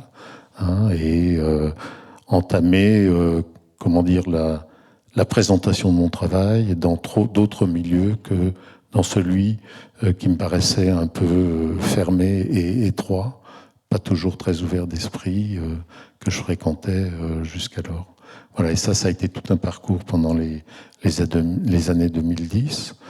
Et c'est vrai que le moment du du Chili a été un moment très fort, hein, parce que ça n'a pas été un moment de, de succès pour notre travail comme ça l'avait été en Pologne, où ça s'était vraiment très très bien passé. On a pu faire un travail vraiment assez incroyable. Là, au contraire, les conditions étaient toujours compliquées dans la relation avec ce couple, dans la simple déambulation dans une ville qui est dangereuse. Et d'ailleurs, on s'est fait attaquer en plein jour à Valparaiso, donc c'était là aussi assez compliqué. Voilà. On est revenu assez épuisé mentalement et psychologiquement, mais ça a été une très très bonne leçon, évidemment, parce que ça nous a permis de continuer à faire évoluer nos modalités de travail. Hein. Et puis, ça nous a amené, dans la deuxième moitié des années 2010, à publier tous les deux chez Créafis, chacun notre livre de réflexion théorique sur les fondements de notre travail pratique. Hein, donc, pour une philosophie de terrain, avec Christiane Voller, qui est le premier livre en français qui ait jamais été publié sur cette question et qui fait date maintenant. Et puis pour une photographie documentaire critique, où là, je reprenais à l'encontre d'une tradition ordinaire de la photographie documentaire, celle de Walker Evans, le fil d'une autre tradition qui était juste en train d'être mise à jour, celle du groupe de Santiago, avec des gens comme Alan Sekula, Fred Lemidier, Martha Rossler, et sur le principe de ce travail collaboratif et du rapport des images au texte qu'ils ont énormément exploré les uns et les autres. Hein. J'ai oublié de citer Felstenmetz, et puis il y en a quelques autres comme ça. Ce que j'ai pas dit sur le Chili et qui est complètement présent dans le texte de Christiane, mais complètement absent de mes images parce que j'ai été incapable de faire ces photographies, c'est que Roberto, qui nous accueillait chez lui, lui a été emprisonné à la Villa Grimaldi et dans d'autres lieux de Santiago du Chili, les yeux bandés pendant 18 mois. Et donc, il a passé plus de 30 ans de sa vie à reconstituer uniquement avec l'odorat et Louis les parcours qu'on lui faisait faire sur les banquettes arrière de Fiat 124 à travers toute la ville.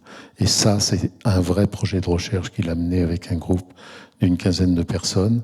Et les 3 derniers jours de notre séjour, il nous a fait refaire tout le parcours. Et c'était assez terrible, quoi.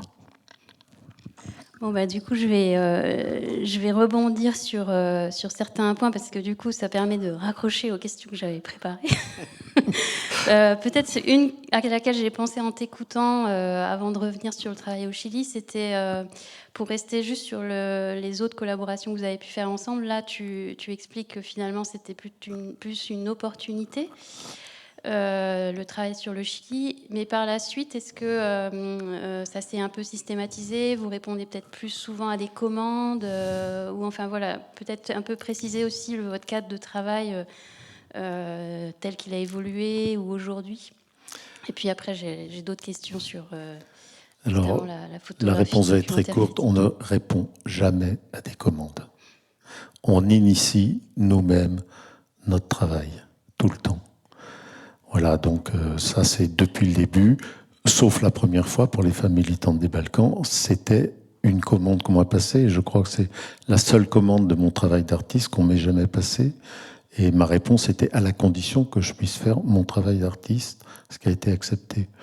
Voilà, mais donc on initie tous nos projets nous-mêmes, on n'a jamais cherché à obtenir des commandes. Il m'est arrivé d'obtenir une bourse de recherche, par exemple pour les États-Unis, ou une bourse documentaire pour le gros projet qu'on a fait pendant 3 ans en Grèce, un archipel des solidarités. Voilà, ça se passe comme ça. Et après, la question des opportunités. Oui, il y a des choses qu'on veut faire. On voulait aller en Grèce, par exemple. Il y a des choses qu'on n'avait pas prévu de faire, mais les opportunités sont présentées, comme en Bulgarie, comme en Pologne. Il y a des choses comme à Istanbul, où on avait été invité à l'université Galatasaray pour 3 jours de colloque. On y est resté 18 jours. Et comme il s'est passé énormément de choses pendant ces 18 jours, c'était 6 mois après l'occupation du parc Gezi. Là, on savait qu'on voulait rester pour travailler. On n'avait pas prévu qu'il y allait avoir un scandale monstrueux et des manifestations monstrueuses à Istanbul pendant qu'on y était. Voilà, donc, comme le dit très bien Christiane, quoi qu'on ait prévu, on est toujours pris à revers par la réalité du terrain. Par exemple, en Grèce, on voulait y aller pour 1 mois pour travailler dans les centres de santé solidaire autogérés. Ça nous intéressait parce que on a été très marqués par le monde de la santé, tous les deux. Et en fait, quand on est arrivé à Thessalonique où on avait un contact, ce contact nous a annoncé en arrivant, ce qu'il nous avait pas dit avant qu'on parte, que le lendemain de notre arrivée, le centre fermait. Donc vous voyez, là, c'est un cas extrême, mais c'est difficile de prévoir ça, et ça a été une chance. Parce que du coup, eh bien, on a tiré d'autres fils, et quand on commence à tirer sur d'autres fils, toute la pelote peut se dérouler, et ça nous a conduit à y travailler 3 ans au lieu d'1 mois. Alors du coup, je vais peut-être faire un tir groupé de 2 questions, parce que je pense qu'après, on aura épuisé notre temps de parole. Du coup, pour revenir sur les photos que tu nous as montrées, j'avais une première question qui portait plus sur la notion que tu développes du coup dans ton livre que tu as cité sur la photographie documentaire critique et qui en fait est peut-être pas formulée telle quelle dans le texte que vous avez coécrit dans l'Urbain par l'image avec Christiane Voller, mais c'est l'idée que le texte, enfin les différents types de textes, que ce soit le texte de Christiane Voller qui restitue les éléments de votre recherche ou de sa réflexion, ou que ce soit les entretiens qu'elle réalise et qu'elle transcrit, ou en fait ici dans les diptyques certaines images, voilà, qui vont fonctionner comme contre-images par rapport à d'autres. Et si tu pouvais un petit peu expliquer ou développer cette notion qui est assez centrale, il me semble, dans cette série, en fait, dans votre travail de collaboration à travers le rapport que vous nouez justement entre texte et image, ou en tout cas différentes formes de texte et différents types d'images. Oui, alors là aussi, il n'y a pas, il n'y a pas un protocole institué une fois pour toutes. En fait, et pour moi, ça c'est vraiment le propre du travail documentaire, c'est le terrain qui nous apprend ce qu'on doit faire. Et c'est aussi le terrain qui nous apprend quelle forme les choses doivent prendre. Il faut que la forme soit consubstantielle, restitue quelque chose de l'expérience qu'on a vécue. Évidemment, quand on est parti au Chili, on n'y connaissait absolument rien, comme quand on est parti en Grèce ou en Pologne, etc. Et c'est vraiment d'abord l'expérience vécue, plutôt que des lectures, un travail de recherche en bibliothèque et tout, qui est primordial pour nous. Ensuite, le travail que fait Christiane, c'est un travail d'entretien. Donc, elle ne fait pas d'enquête, mais comme elle le dit, elle est en quête. Voilà. Elle ne s'adresse pas à des témoins, mais à des gens qui sont les acteurs de leur histoire et qui, pour en être les acteurs, doivent la penser. Et c'est cette pensée-là qu'elle cherche à recueillir dans les entretiens qu'elle fait. Et comme elle le dit aussi souvent, et c'est en citant Michel Foucault, en le paraphrasant, il y a beaucoup plus de pensées dans le monde que ce que pensent les philosophes. Et c'est à cet excès des pensées, en dehors de celle des philosophes, qu'elle s'adresse. Voilà, donc elle-même construit un texte qui est une pensée de philosophie politique à partir de ce que les gens lui apportent. Et là, les citations que j'ai données font valeur autant que celles des grands auteurs de la philosophie pour elle. Voilà. Dans ce travail, il était évident qu'on était tout le temps confronté à 2 mondes, parce que les militants du MPL qui nous ont accueillis, c'était des enfants de la bourgeoisie aisée. Voilà. et qui étaient introduits, dont les parents étaient introduits dans les cercles du pouvoir. Et en même temps, eux, ils se battaient pour les plus pauvres. Mais la pauvreté, ça n'a rien à voir avec celle qu'on peut connaître en France. C'est un choc. Hein. Quand vous allez à Victoria, c'est quelque chose, quoi. Donc là, il y avait une violence terrible. Et puis quand, comme je l'ai vu au Maroc d'ailleurs, à une autre époque, quand il y a un terrain que l'immobilier veut récupérer, le pouvoir n'hésite pas à envoyer l'armée et à dégager tout le monde, manu militari, et souvent avec beaucoup de violence. Et il y a eu souvent des morts. Donc voilà, il y a une tension comme ça entre deux pôles et deux pôles d'une même société qui est extrêmement clivée, hein, où il y a très peu de points de passage et de relais entre les deux. Et le MPL nous intéressait parce que c'en est un quand même. C'est cette tension que moi j'ai essayé de mettre en œuvre dans ces photographies. Voilà, alors le processus du travail, il est certainement pour une bonne part intuitif quand on est sur le terrain.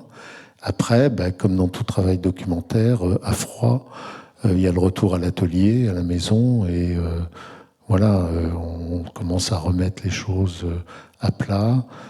Souvent, Christiane commence à écrire des choses. Sur le Chili, elle a publié un long texte dans Actuel Marx, Amérique du Sud. Voilà. Moi, j'ai fait ce que vous avez vu, une maquette de livre, un projet de livre dont vous avez restitué une partie dans votre ouvrage. Hein. Pour l'instant, ce livre n'existe pas. Nos amis chiliens étaient enthousiastes, mais il n'y a personne pour publier un truc pareil. Au Chili, c'est beaucoup trop sensible. Et alors du coup, ma dernière question, ça portait justement plus sur les conditions de diffusion de ce travail, puisque on le sent bien dans ce qu'écrit Christiane dans la contribution de l'ouvrage, c'est que les participants aux entretiens, ils vous parlent à vous, mais on sent aussi qu'il y a tout un enjeu de dire justement une histoire et de rendre compte d'une... Enfin, c'est ce que tu racontes dans le trajet en voiture, d'une histoire et une géographie enfouie, notamment via la violence d'État et qui continue sur d'autres formes après Pinochet. Et donc, du coup, votre travail, il rend compte aussi, il rend visible ou audible des choses qui le sont plus difficilement dans le pays. Et du coup, ma question, ça portait du coup aussi sur comment ce travail a été diffusé, puisqu'il y a quand même un enjeu en fait de représentation en fait qui anime les personnes qui participent aux entretiens ou qui vous conduisent sur les lieux que tu photographies. Voilà, comment ça s'est passé? Est-ce que vous avez pu faire au moins une exposition sur place ou ça c'était de toute façon exclu? Et est-ce qu'il a été exposé en France? Et puis, du coup, comment vous essayez de réfléchir aussi à ça? Alors, précisément sur le Chili, c'est un travail qui a été très, très peu diffusé. L'Urbain par l'image, c'est la première vraie publication où le travail est présent d'une manière assez conséquente, hein. Vous nous avez accordé beaucoup de place, finalement. C'était vraiment très bien. Mais sinon, non, exposition au Chili, c'était complètement impossible. Hein. Et il faut bien vous dire que même s'il y avait un régime dit libéral, on était quand même sous l'ère Pinochet. C'est un régime extrêmement surveillé. Et les gens chez qui on était nous ont dit, vous êtes hébergés dans la maison privée la plus surveillée du pays. Donc ça vous donne un peu, et je pense pas qu'ils affabulaient, ça donne un peu une idée d'un monde très dur, hein, et très surveillé. Voilà, et il y avait absolument aucune ouverture, bien qu'on ait essayé auprès d'un éditeur de Santiago, aucune possibilité pour publier un livre pareil. Après, hélas, en France, je dirais que ça n'intéresse pas grand monde, malgré tout. Hein. De temps en temps, on s'agite parce qu'il y a un social-démocrate qui vient d'être élu, mais ça ne changera rien, à peu près, aux conditions du pays, si ce n'est peut-être une nouvelle constitution, ce qui serait un pas en avant.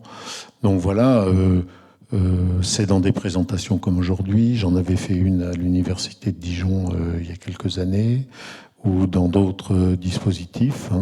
Et moi, pendant toutes les années 2010, je me suis un peu considéré comme les artistes qui font de la performance. Ils ne font pas d'exposition, ils font des dates, comme ils disent. Donc j'ai fait un certain nombre de dates comme ça. Voilà. Mais pour d'autres travaux, il y a des livres. Voilà, il y en a 2 qui ont été publiés chez Créafis, Le milieu de nulle part sur le travail en Pologne, et puis un travail que j'ai fait avec quelqu'un d'autre, pas avec Christiane, dans le milieu rural bourguignon, qui s'appelle Les Coupes. Voilà, on vient de sortir un archipel des solidarités aux éditions locaux. Sur les 3 ans de travail qu'on a fait en Grèce, c'est une somme, un peu, c'est un énorme travail. On a publié un petit fascicule sur le travail qu'on a fait au camp de Calais en 2016. Voilà, donc actuellement, outre nos 2 livres théoriques, il y a 4 publications. Voilà, et puis plusieurs expositions. Sur le travail en Grèce, on va faire là la 4e ou 5e exposition du travail. Au Bleu du Ciel à Lyon à partir du début du mois de février.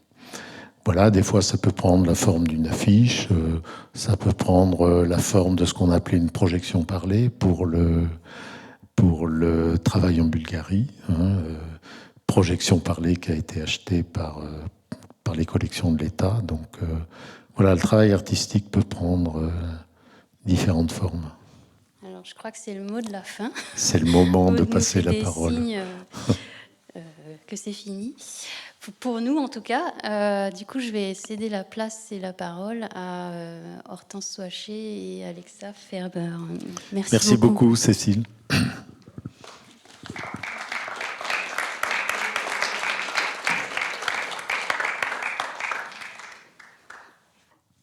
Merci d'abord, merci Aude de nous avoir invités ce soir et merci au collectif Penser l'urbain par l'image de me laisser la parole.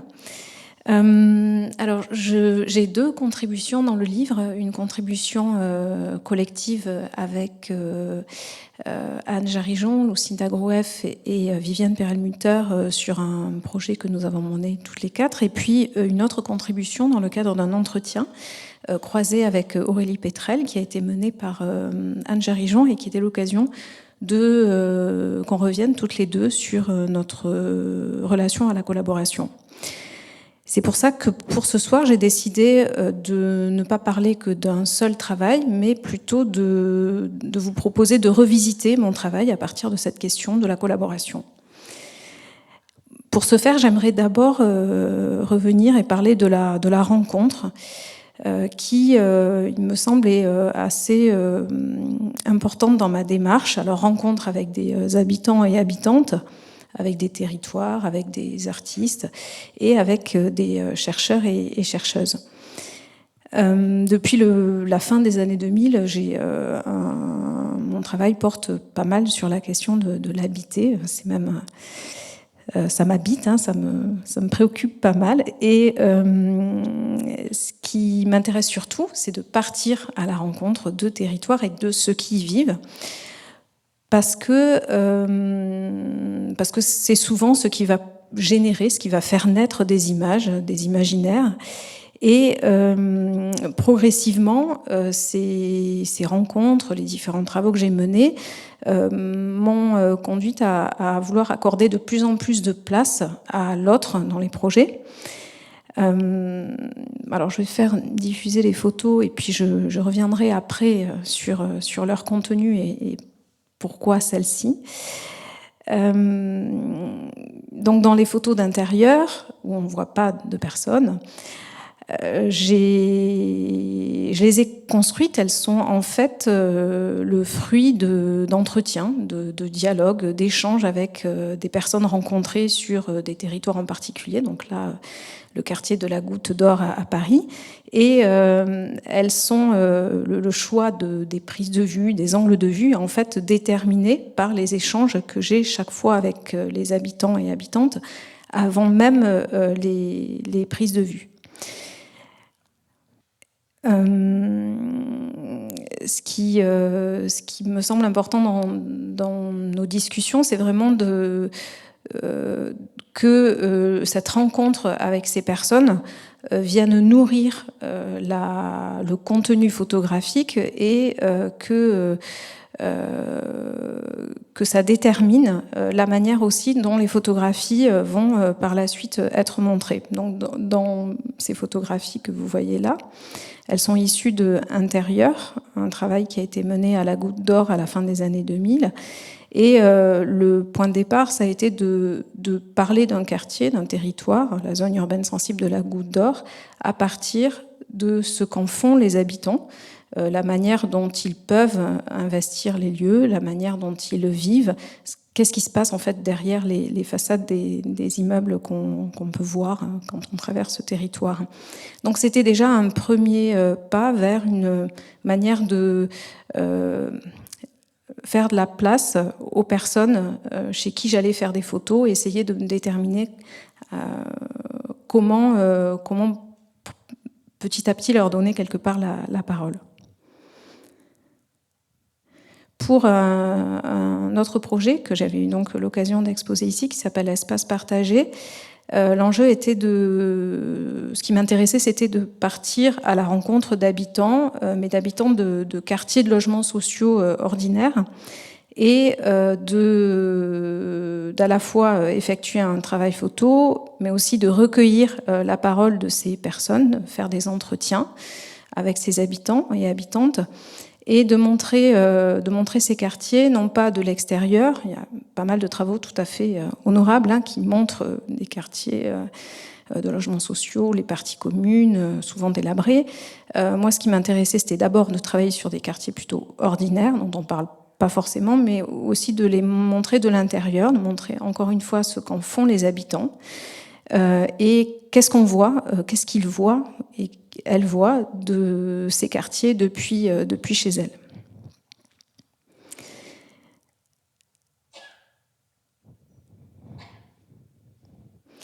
En termes alors il y a quelques photographies d'exposition que j'ai associées aux autres images. Donc en termes de restitution, une des premières expositions de ce travail, c'est pas forcément une forme que j'ai gardée, mais j'ai fait le choix de vous la présenter malgré tout aujourd'hui, a été d'essayer d'imaginer une forme qui permettait de faire dialoguer photographie et paroles d'habitants sous la forme comme ça d'une installation qui voulait un peu faire référence aussi aux constructions, à la forme architecturale avec des photographies comme des fenêtres ouvertes sur ces différents univers, et qui permettait un dialogue entre des textes qui étaient en fait des paroles des habitants et des photographies de ces logements.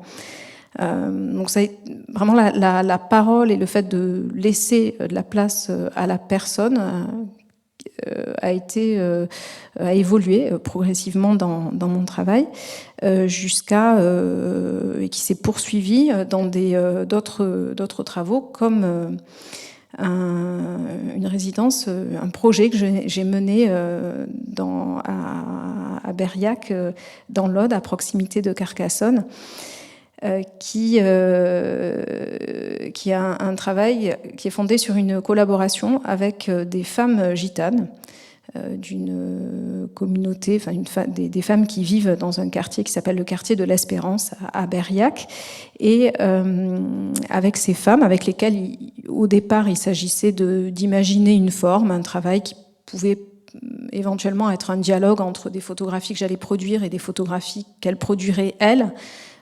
Ces femmes pratiquant la photographie depuis plusieurs années dans le cadre d'ateliers amateurs avec le Graphe à Carcassonne. Mais la rencontre, notre rencontre sur le terrain a fait que progressivement, on s'est rendu compte que ce qui nous intéressait, c'était vraiment de mettre en place une collaboration et qu'on photographie toutes, cette dizaine de femmes et moi, ce quartier pour construire comme un peu une ethnologie de ce territoire qui allait se constituer à la fois de photographies faites, mises en commun, et d'entretiens qu'on a menés ensemble avec plusieurs habitants de ce quartier. Donc ce qui a été pour moi un pas de plus quelque part vers une manière d'envisager le sujet photographié comme pouvant aussi participer et être dans une démarche de coproduction, de collaboration.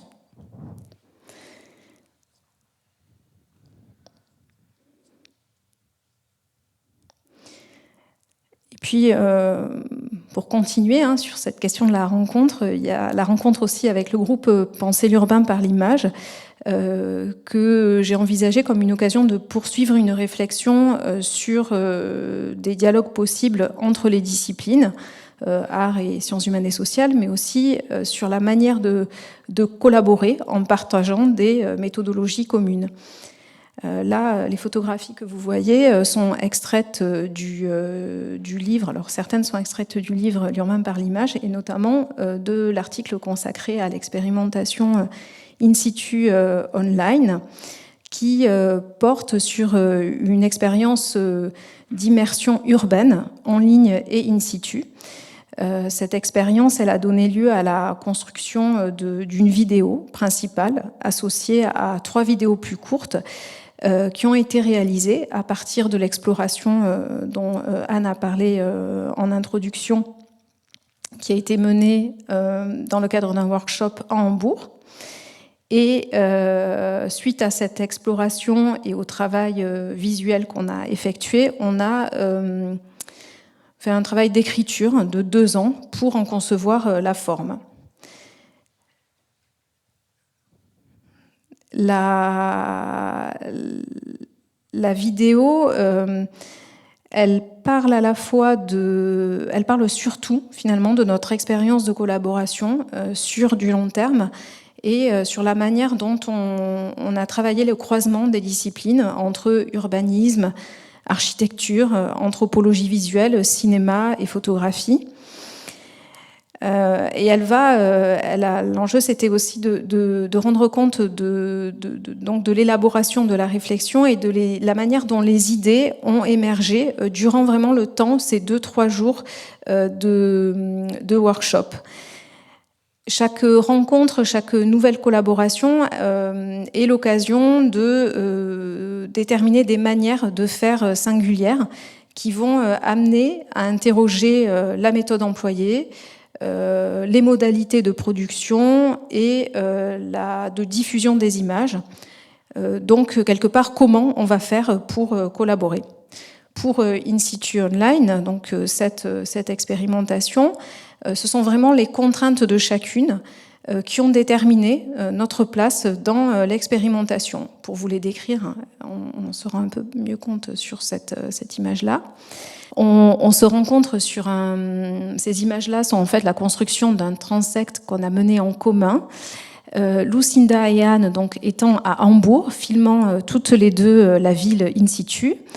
Donc des 2 côtés du côté gauche et du côté droit, et les images que je produis sont celles qui sont au centre, qui sont en fait des images que je fais dans Google Street View, moi étant à Paris, n'ayant pas eu la possibilité de me rendre sur place.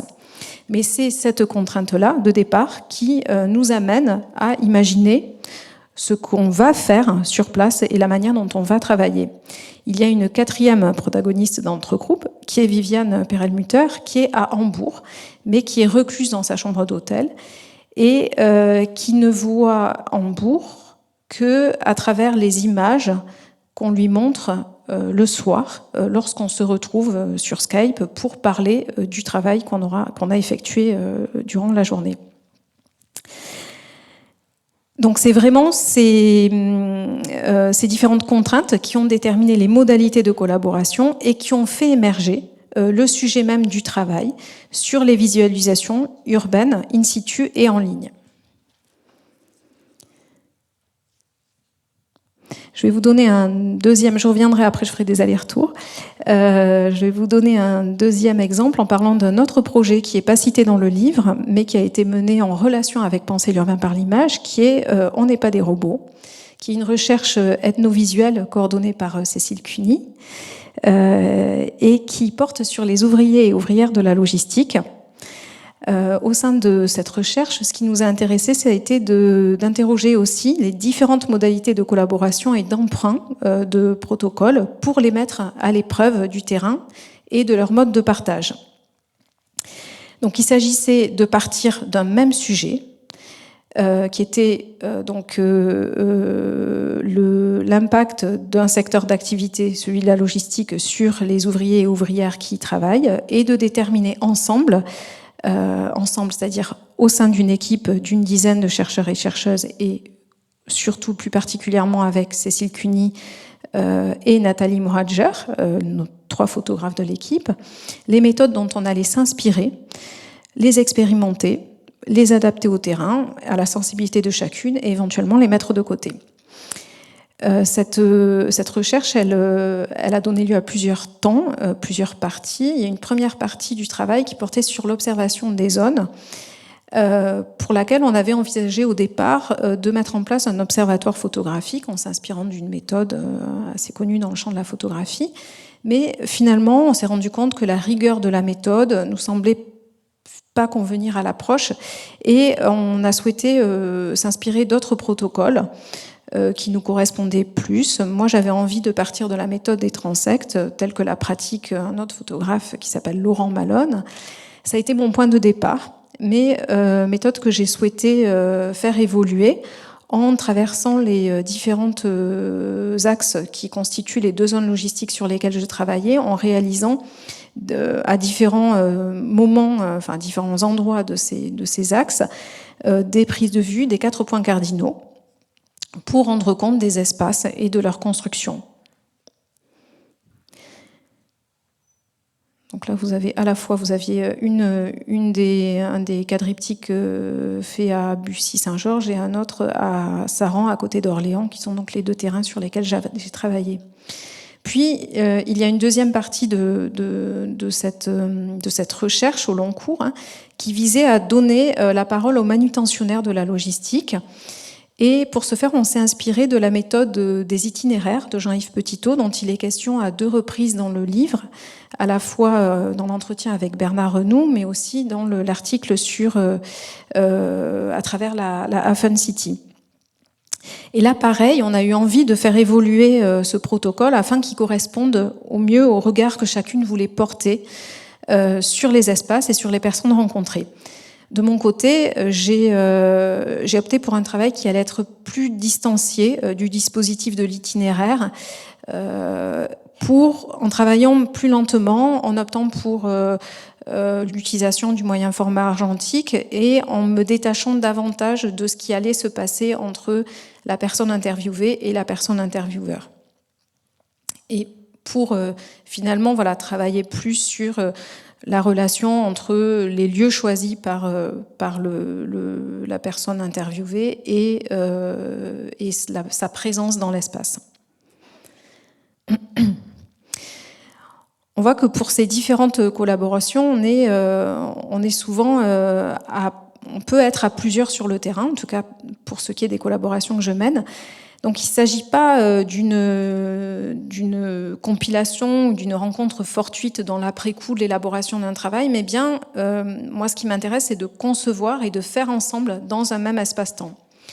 Et c'est ce qui me semble être un des attraits des recherches pluridisciplinaires qui vont associer images et sciences humaines et sociales.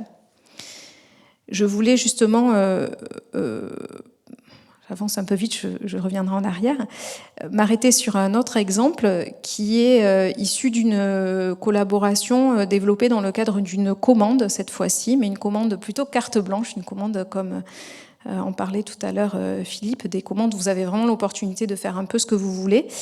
Donc commande passée par un institut de recherche qui s'appelle Leroy Merlin Sources, où avec mon partenaire de travail, on allait ensemble sur le terrain. J'assistais aux entretiens qu'il menait avec des gestionnaires de différentes résidences enquêtées, ce travail portant sur les espaces partagés de résidences sociales et privées. la prise de vue, elle est vraiment guidée par des échanges et par la visite du lieu. Et elle se poursuit, ce travail après se poursuit dans un travail d'analyse qui va se faire en commun avec la personne avec qui on collabore pour envisager une forme originale qui va pouvoir se détacher de la forme d'habitude privilégiée dans le champ de la recherche qui peut être le rapport de recherche classique. L'enjeu était là plutôt de parler de la question des différents temps de la collaboration et de la manière dont ça peut se construire. Je vais avancer un petit peu pour qu'on ait le temps de dialoguer et parler de la question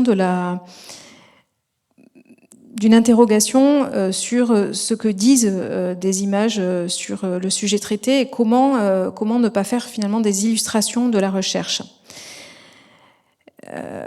Les photographies et les vidéos qui sont produites, elles peuvent exister. Ce qui me semble important, c'est qu'elles puissent exister en dehors du cadre de la recherche et qu'elles puissent acquérir une certaine autonomie du fait qu'elles ne sont pas dépendantes du texte pour faire sens. Par exemple, pour In situ online, le travail a été présenté à plusieurs reprises dans le cadre d'expositions, d'articles, mais aussi du webdoc, sans forcément que l'article soit associé à la vidéo ou que la vidéo soit nécessairement présente dans d'autres formes de restitution.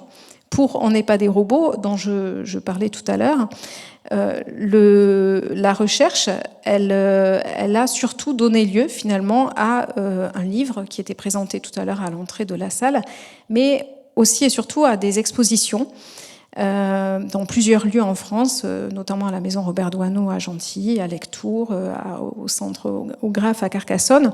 Et l'enjeu, c'était de pouvoir partager le fruit de cette recherche sans qu'il soit nécessaire d'être associé à une présentation détaillée de l'enquête, de ses résultats. Et malgré tout, de quand même pouvoir avoir quelques éléments d'ouverture sur le contenu de la recherche au sein de l'expo. Quant au contenu des images, il n'est pas l'enjeu, c'est que ça soit pas descriptif, mais qu'il montre pas directement le sujet traité. Donc, comme vous pouvez le voir là, on est sur la présentation d'un manutentionnaire de la logistique qui nous propose un parcours en nous racontant le rapport qu'il entretient à son lieu de vie, à son lieu de travail. Donc si vous voyez ces photographies de manière isolée, vous n'allez pas forcément voir le rapport tout de suite avec la logistique, mais c'est vraiment dans le croisement de l'entretien des photographies au sein d'une exposition qui aborde ce sujet que ces images font sens. Donc il y a tout un travail de construction, de montage de l'image, de mise en dialogue de différentes séries et des différentes approches qui ont été celles de Cécile Cuny, de Nathalie Moadjar et de moi, pour essayer de comprendre et de valoriser tout l'intérêt de ces collaborations. Il me reste 2 minutes, non? Une? D'accord, bon, moi je vais m'arrêter là, c'est pas grave. C'est bien. Oui, je vais m'arrêter là. Non, mais merci. Tu vas reprendre tout de suite la parole, justement. Merci de vraiment entrer dans le cœur de sujet du livre, c'est-à-dire les modalités de la collaboration, de les démontrer dans une richesse superbe pour nous, dans les différents travaux que tu as faits. Et il y a 3-4 notions qu'on aurait voulu aborder. Je crois qu'on va rester peut-être avec 2. Il nous reste 10 minutes peut-être. Notamment les 4 notions, c'était un peu la notion de reprendre un peu la notion du protocole que Philippe aussi il a mentionné tout à l'heure. Aussi la question du statut d'autrice. Comment est-ce qu'on met ça en collaboration et quel imaginaire de la collaboration est associé avec ce travail collaboratif, je crois qu'on a vu un imaginaire de collaboration ou de solidarité, peut-être plutôt, beaucoup dans les images de Philippe. Et finalement, peut-être la question de la temporalité de la collaboration. Et je crois que toi, tu choisis maintenant que... Ce sur quoi je veux travailler. Voilà, où tu veux reprendre la parole. Oui, d'accord. Oui, ce qui t'intéressait, c'était le statut du protocole. Alors, je vais peut-être justement en profiter pour revenir sur In situ online, qui est présent dans l'ouvrage. Alors, le protocole, il n'est pas systématique, même pour des projets que je mène, en tout cas, je parle pour ce qui me concerne, hein, même pour des projets que je mène en collaboration avec des chercheurs et des chercheuses. Par exemple, pour In situ online, ce qui était intéressant, c'est que on est parti dans l'idée, donc on avait quand même pas mal préparé avant d'aller à Hambourg physiquement ou virtuellement. Moi, j'ai proposé le premier jour qu'on se retrouve autour d'un transect. Donc, j'ai donné des indications de point de départ et de point d'arrivée à Anne, qui les a transmises à Lucinda. Donc, toutes les deux, elles étaient sur le terrain, pour qu'on puisse simultanément parcourir le même trajet, elle in situ et moi en ligne. C'était une manière de nous structurer. Bon, on a vu que ça n'a pas forcément marché, enfin que ça n'a pas marché, si ça a marché, on y est arrivé, mais pour l'anecdote, donc, et ça permet aussi de parler de la question de la temporalité. Moi, j'avais vu sur Google que ce parcours-là, j'allais pouvoir le faire en 1 heure à peu près, donc on s'était dit qu'on allait pouvoir s'appeler au bout d'1 heure et demie pour faire un point. Moi, j'ai bien mis 1 heure. Mais Anne et Lucinda ne sont jamais arrivées au point d'arrivée, en fait, parce que la ville, moi j'ai fait mon parcours quelque part en faisant juste quelques haltes virtuelles, hein, enfin, en faisant des captures d'images pour essayer de me comporter un peu comme si je déambulais, je cheminais dans le in situ, mais en étant vraiment sur place, elles ont été happées par l'ambiance urbaine, par l'envie d'aller filmer plus que moi ce que je pouvais faire en parallèle en ligne. Donc, pour revenir à la question du protocole, cette première expérience d'immersion finalement assez cadrée a fait suite à d'autres modalités qu'on s'était imposées, qui allaient pouvoir structurer notre travail. Mais on a vite décidé de mettre de côté ces contraintes parce que on a eu davantage envie de se laisser porter par l'expérience et d'aller chercher de manière peut-être plus intuitive, d'aller nous inspirer de ce que le terrain provoquait. Et c'est notamment ce qui a fait naître peut-être un des points forts de l'expérience, qui sont ces fictions urbaines où on se retrouve toutes les trois à faire des suivis. Donc Lucinda et Anne sont sur place, donc elles filment des personnes, elles les suivent, elles font des filatures, un peu comme pouvait le faire Sophie Calle, je crois pas qu'elle en fasse encore, et elle me demande, mais est-ce que toi tu peux faire pareil? Moi je dis, je sais pas, des filatures dans Google Street View, ça va être un peu compliqué. Et finalement, si, c'était vraiment intéressant parce que je me suis retrouvée, donc vous voyez les 3 photos du bas, à essayer de reconstruire des scènes qui se passaient, qui ont été capturées par la Google Car, pour essayer de déterminer quelle était la temporalité, qu'est-ce qui se passe avant, qu'est-ce qui se passe après, et comment on peut raconter des micro-histoires comme ça dans Google Street View. Et donc ça, c'est vraiment le fruit d'abord, d'avoir cadré le sujet peut-être avec un protocole et d'avoir laissé tomber ce protocole pour être peut-être plus attentive à l'expérience vécue. Et en fait aussi de s'inscrire dans un imaginaire artistique de l'urbain. Tu as fait la référence à Sophie Calle, ce qui est très, très chouette. Voilà, donc en fait, on a pris un peu de retard par rapport à ce qu'on avait prévu, et donc moi je vais juste poser une question, parce qu'en fait, on verra si vous avez des questions à poser. Moi, je voudrais en poser juste une. Ensuite, je préfère passer la parole au public, et puis on verra si on continue à se poser des questions en fonction voilà, de vos réactions. Moi, je voulais simplement vous poser la question à tous, et ce serait justement intéressant que vous ayez chacun un point de vue. En quoi le thème, le fait qu'il s'agisse enfin, du thème de l'urbain, et en quoi le thème de l'urbain facilite, puisque vos recherches se sont fixées sur la thématique de l'urbain.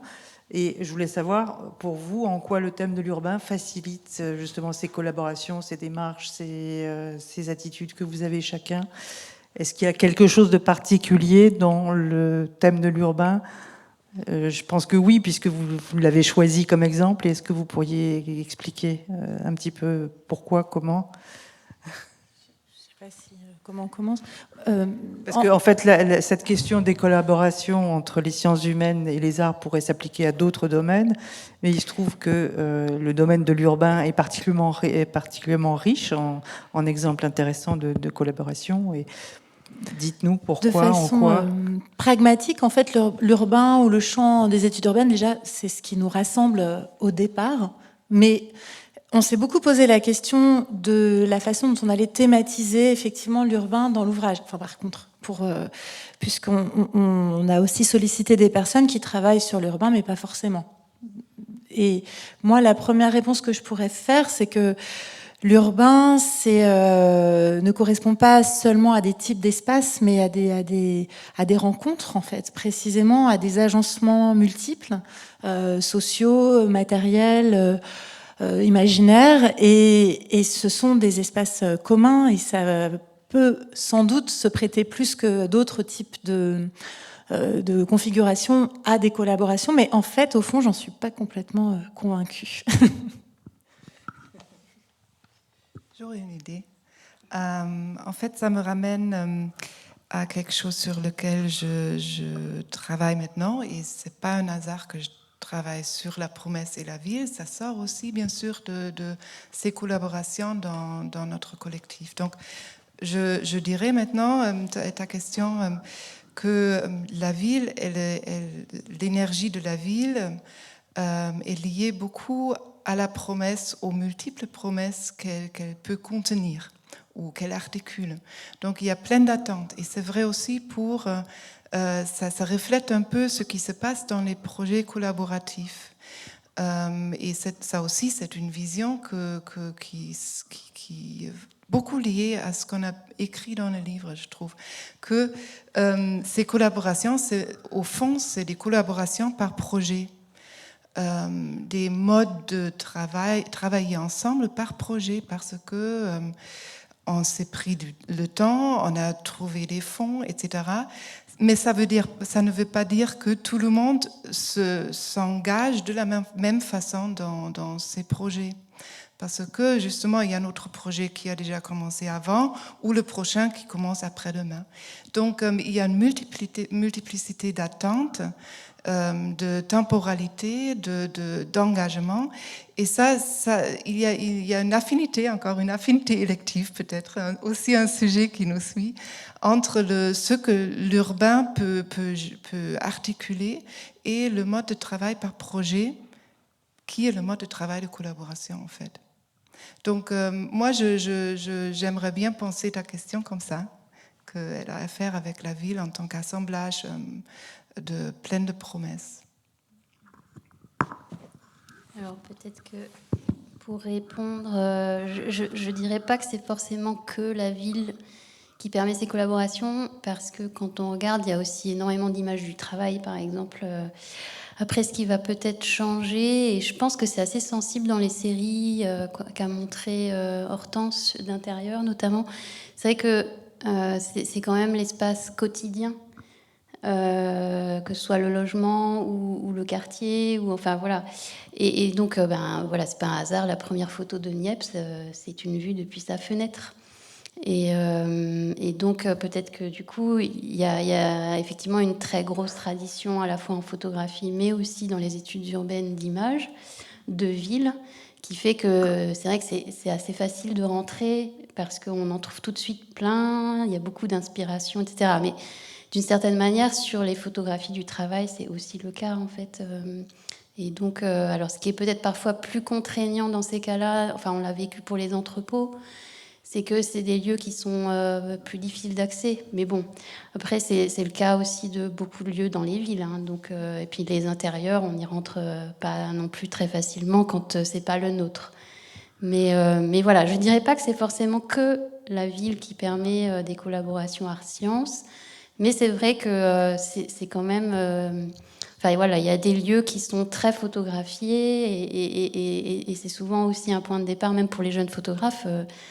Moi, je pense aussi que j'ai commencé par photographier mon immeuble, par exemple, quand j'étais jeune étudiante en photographie. Mes enfants, quand on fait des photos ensemble, c'est vrai que c'est beaucoup chez nous, quoi. Il y a les albums de famille. Enfin voilà, donc il y a quand même... et je pense que c'est lié en fait au fait que c'est une pratique amateur, ou en tout cas une pratique qui est liée à la pratique quotidienne des gens, et c'est ça qui va peut-être aussi nouer des liens privilégiés. En ce qui nous concerne, Christiane Voller et moi, je dirais que l'urbain, quelque part, c'est un médium. C'est-à-dire que nous, notre projet tourne beaucoup autour des processus de globalisation qui sont à l'œuvre dans le monde depuis une trentaine d'années, et sur la part qui est laissée aux sans-part, pour paraphraser Jacques Rancière. Voilà, et donc effectivement, l'urbanisme, ce que les hommes en font, ça peut très bien s'inscrire dans ce projet esthétique, mais aussi bien que les portraits que je peux faire des gens, les paysages que je peux photographier, etc., etc. Ce que je veux dire, c'est que l'urbain, c'est pas un sujet comme finalité en soi. Vous voyez, c'est une manière de montrer comment ce qui nous intéresse est à l'œuvre dans le monde. Et c'est l'urbain, c'est des gens, c'est des paysages, c'est des objets, ça peut être plein de choses qui peuvent concourir aux mêmes préoccupations qui sont les nôtres. Pour compléter ce qui a été dit, moi ça m'évoque une interrogation qu'on avait eue au moment où on a mis en place le projet Reprise à Carcassonne, qui est un workshop, une résidence coup de poing de 5 jours dans ce lieu, le Graphe dont j'ai parlé précédemment, où on a voulu travailler sur les archives du lieu. Et on s'est dit au départ, mais quel est le lien à l'urbain ? Et finalement, c'est peut-être la rencontre, le fait justement que ça soit un espace de rencontre avec une multitude de personnes qui produisent des images sur la ville, mais pas que, qui vont constituer une archive de ce lieu photographique qui nous a fait croire qu'on était encore dans notre sujet, parce qu'il y a comme la construction d'un quelque chose, d'un regroupement de points de vue sur la ville, mais pas que, et qui nous permettait de faire le lien avec la question de l'urbain. Est-ce que Pierre Gaudin souhaite prendre la parole s'il est là ou... Oui, merci. Vous avez dit beaucoup de choses qui rappellent les souvenirs de la fabrication plurielle de ce livre urbain, dans l'autre sens du terme, aussi urbain au sens de la politesse, de la relation qui s'est établie entre nous, qui était, vous l'avez dit Anne, pas toujours simple, pas dépourvu de tension, mais s'il n'y a pas de tension, les choses ne tiennent pas. Donc il faut un peu de tension. Après, un livre comme ça, il est à la fois à mi-chemin entre un classicisme désespérant et quelques audaces en matière notamment de façonnage. Merci pour le coup de poing sur le thermocollage du dos. Mais bon, c'est vrai, il peut quand même, en l'arrachant un peu, changer de la couverture. On peut quand même la changer. Mais en fait, l'interactivité de cet ouvrage, elle tient surtout à ce que vous en faites vous maintenant. C'est-à-dire, c'est quelque chose qui est en train de se faire. Vous l'avez dit, je crois, c'est un peu un ouvrage expérimental, en ce sens qu'il n'est pas fini. Il n'est pas, j'ose pas dire qu'il est ni fait ni à faire. Je dis simplement qu'il est dans la relation qu'on a nous en tant qu'éditeur diffusé. On le voit bien dans l'action des. Il faut l'accompagner. Il faut l'accompagner. Ce que vous faites ce soir d'ailleurs. Je vous remercie beaucoup. Il faut des dates aussi. Hein. Il faut des dates. C'est un peu comme un violon, mais il faut un archer quoi pour le faire jouer.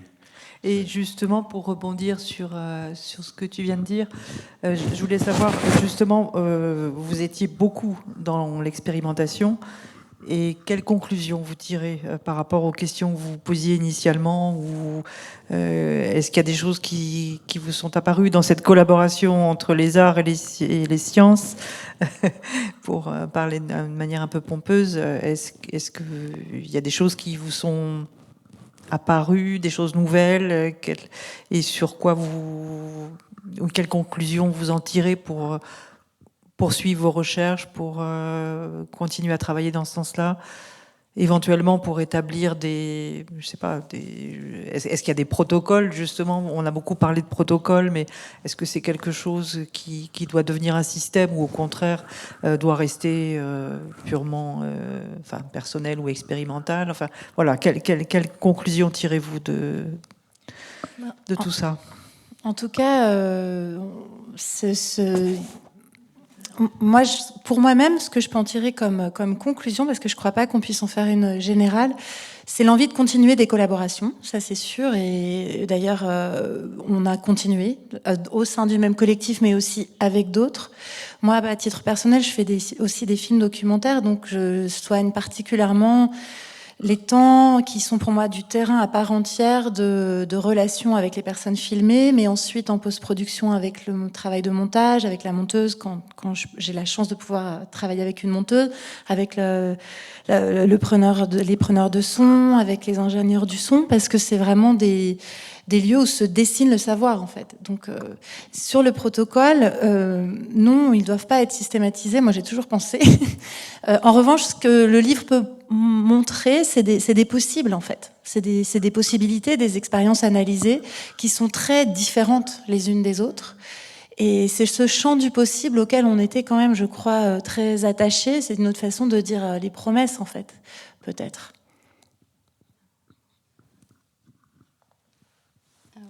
Dans cet ordre-là.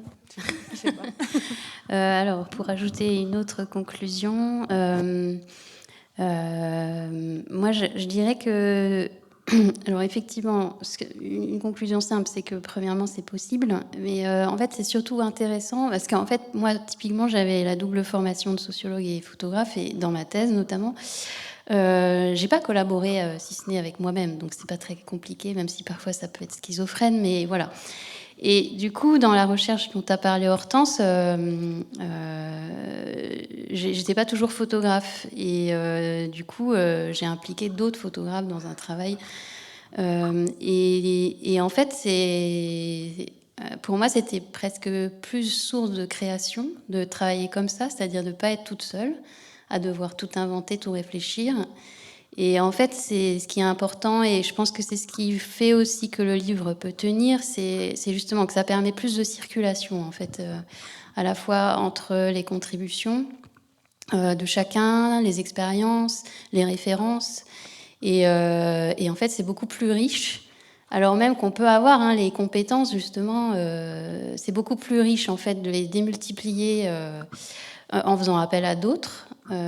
Donc, bon, voilà, ma conclusion, c'est un plaidoyer très fort en faveur, justement, des collaborations, quelles que soient les formes qu'elles peuvent avoir, d'autant plus qu'aujourd'hui, c'est peut-être plus facile, mieux reconnu, et donc beaucoup plus riche et vaste en termes de possibles que ça pouvait l'être il y a quelques années. Bon, après, c'est aussi comme en histoire, c'est souvent pas, il n'y a pas un moment où c'était mieux. Enfin, on voit que c'est beaucoup de cycles aussi qu'il y a des périodes qui sont plus favorables à d'autres. Mais voilà, on est dans un moment qui est plutôt favorable. Voilà, donc autant en profiter.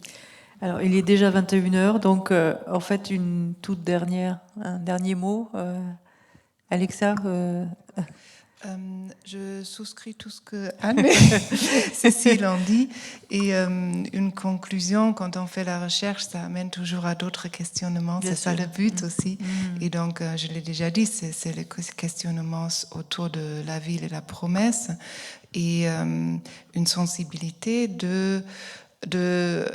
envers ce qu'on pense être acquis. C'est la collaboration, c'est aussi un mot qui est très, très fermé. Tout le monde pense d'avoir compris ce que c'est, que ça a une valeur en soi-même. Et on a bien, je crois, dans toutes les différentes contributions, remarqué, non, ça vaut le coup d'ouvrir cette box et de voir à quel point la collaboration est liée à l'autonomie aussi, qu'il faut justement avoir cette tension, permettre cette tension. Et je crois que quelque chose que j'aimerais bien travailler avec ce groupe vis-à-vis les collaborations, c'est la notion aussi de la solidarité. À quel point, où et comment elle est aussi inscrite dans la collaboration tout de suite ou non, comment on peut acquérir ça. Je trouve que c'est un beau sujet. Les deux photographes, très rapidement, est-ce que vous avez un mot de conclusion ou sinon Non, mais je ne veux pas finir sur une note négative, mais il y a quand même, on voit qu'aujourd'hui les collaborations se multiplient et moi ça m'est arrivé de me retrouver dans des configurations avec des personnes qui veulent collaborer mais qui ne vont pas du tout sur le terrain de l'autre et qui ne nous invitent pas sur le leur. Et on se rend compte que pour collaborer, il faut quand même avoir une connaissance mutuelle des disciplines convoquées et qui est vraiment non pas une juxtaposition des approches, mais un réel travail en commun pour que ça soit productif et pertinent de le faire. Je reprends juste le mot d'Alexa pour finir. Solidarité, ben oui, évidemment. Je pense que pour nous, dans notre travail, c'est un maître mot entre nous deux, mais surtout avec les gens qu'on rencontre. Bien sûr, on rencontre les gens qui partagent un état d'esprit, un monde, des mondes de pensée avec nous. Et c'est ces gens-là qui nous intéressent. Donc c'est sur le mode de l'ouverture qu'on va continuer d'avancer. Merci beaucoup de votre participation à tous. Merci à vous, même si vous êtes restés silencieux et silencieuses. Et alors à bientôt, je vous dis à bientôt et je vous invite à venir nous rejoindre. Donc ces soirées sont mensuelles, je le répète, et la prochaine soirée aura lieu le mardi, je dis bien le mardi parce qu'habituellement c'est un mercredi, le mardi 15 février avec Florence Chevalier qui discutera avec Michel Poivert autour de son travail. Merci beaucoup, à bientôt.